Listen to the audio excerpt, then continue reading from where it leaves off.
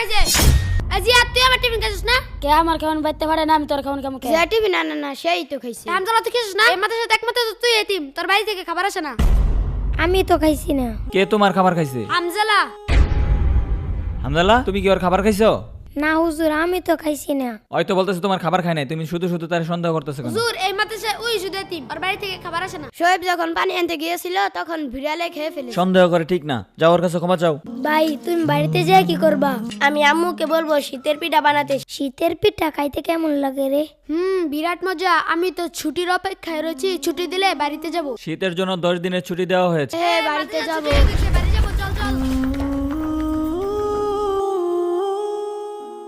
চাচা আমার বাড়িটা তো আমি চিন্তাছি না। সন্ধ্যা হয়ে যাইতেছে, মাদ্রাসাতে ফিরে যাও গা। তুমি কি করবা? হুজুর আমার তো কোথাও যাওয়ার জায়গা নেই, আমি মাদ্রাসাতেই থাকি।